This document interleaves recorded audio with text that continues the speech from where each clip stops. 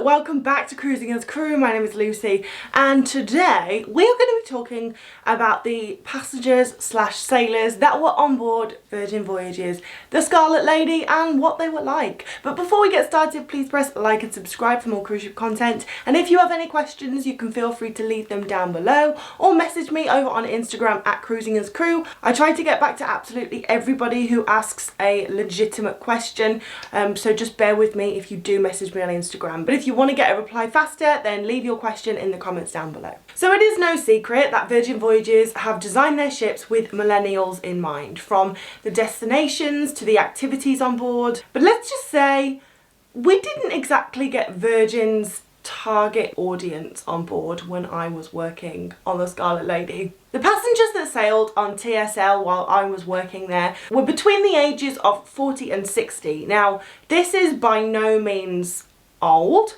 but it's just not who Virgin Voyages were targeting their voyages at. So before every cruise starts, every crew member will be briefed by their manager. You'll be told how many people are coming from where in the world, and you'll also be told the demographics. So 90% of the sailors that are coming on board today are between the ages of 60 and 70 or 40 and 60. Now, when we started doing those sailings from Portsmouth back in August, God, a long time ago now, myself and a lot of other crew members were really concerned because at this point the ship hadn't even launched yet. Like, we were supposed to launch the ship in March 2020, but then obviously because of COVID we all got sent home.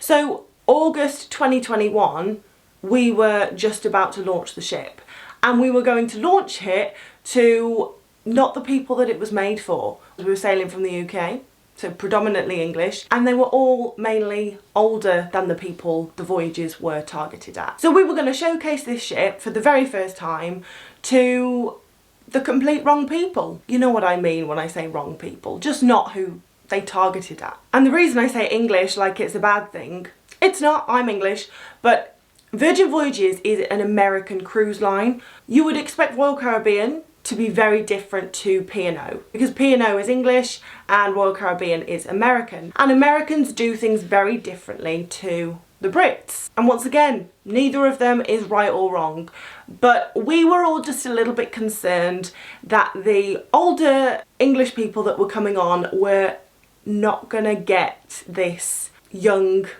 American cruise line. So I remember we were all literally like, this is either gonna go really well or horribly wrong. Now, some people hated it and some people loved it, and I did find a link, a correlation between the people who liked it and hated it. The people who liked it, they may have been older, but they were young at heart, they were open-minded, they were willing to try new things. And the people that hated it were generally people who cruised a lot. When you do cruise that much, you get used to a certain way of cruising. And when Virgin Voyages was created, they basically took the cruise rule book and threw it out of the window. So going on a voyage on Virgin Voyages is going to be nothing like a previous cruise that you've been on. And funnily enough, when we were doing our training back in 2020, when we first went on, they told us that Virgin Voyages isn't aimed at people who like to cruise. It's aimed towards the people that wouldn't go on a cruise, that turn their nose up to cruising. And you know what? A lot of people do turn their nose up to cruising until they actually go on a cruise. There's the perception of cruising is for more mature people, but that's just not the case anymore. And especially with Virgin Voyages, that is the stereotype that they're trying to change. But yeah, they were like, you know, we're not trying to poach Royal Caribbean's clients, we're not trying to poach Carnival clients, we are trying to get our own clients, people who love the Virgin brand, people who have never been on a cruise ship. And funnily enough, the people who I spoke to on board who had never been on another cruise, and Virgin Voyages, the Scarlet Lady, was their first ever cruise, loved it.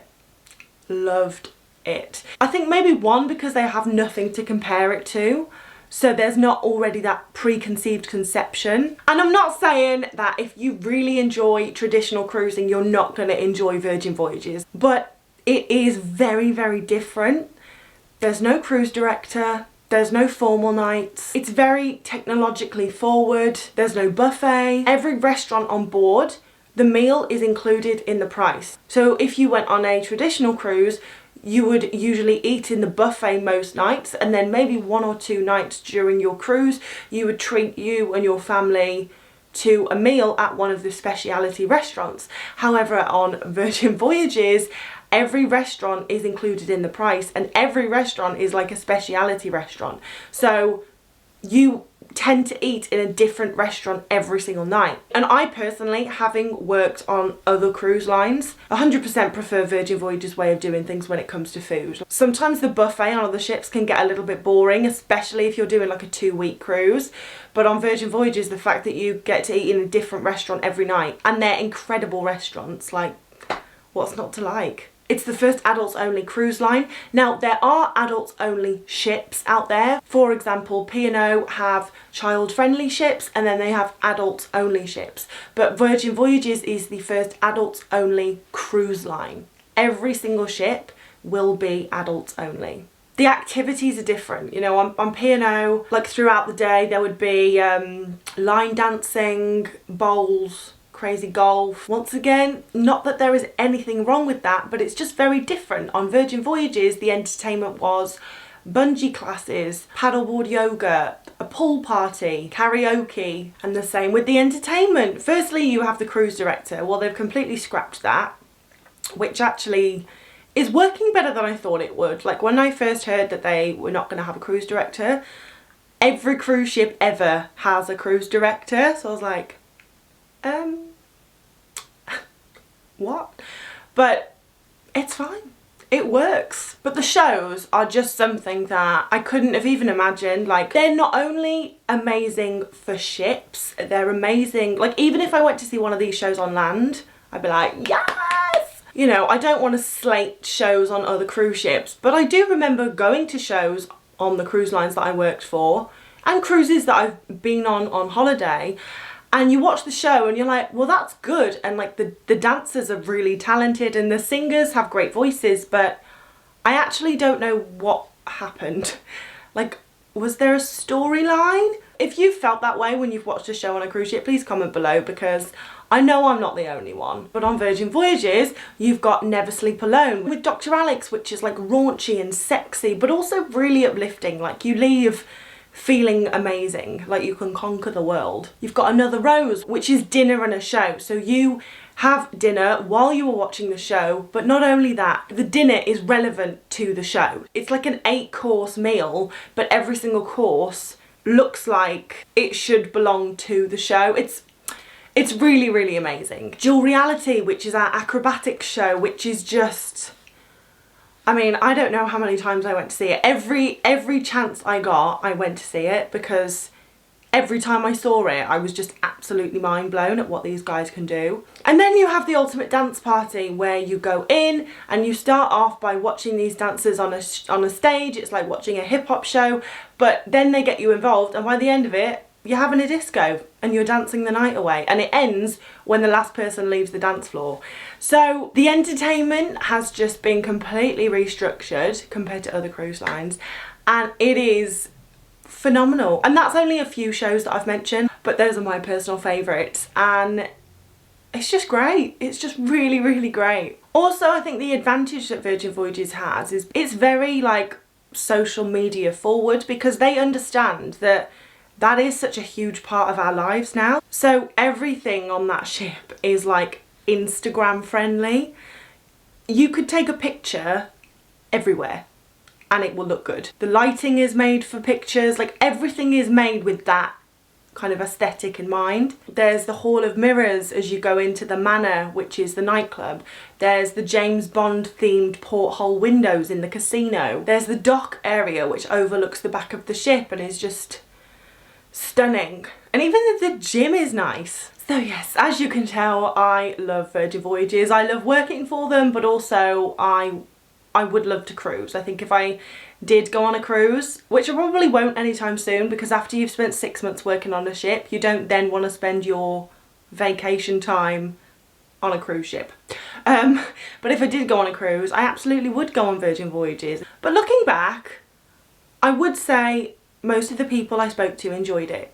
Obviously there were some people who weren't that keen. but you're always going to find that. But everyone who came on board with an open mind, willingness to try things, had a really good time. But I would say maybe like 20%. Obviously this is literally just a guess. I don't have any statistics with me, but at a guess from what I saw, I would say about 20% of the people that we actually had on board during the time that I was working on TSL were Virgin Voyages target market. Actually, something I will say about Virgin Voyages is I have never ever worked on a cruise ship where the feedback about the crew have been so positive. Like, at least 3 or 4 people at the end of every single cruise would, you know, I'd be talking to them and I'd ask them how the cruise was, what they liked, what they didn't like, and all I heard was the crew are great, the crew are so happy. I've never been on a ship where the crew are so genuinely interested in the experience you're having and they want to help. And so basically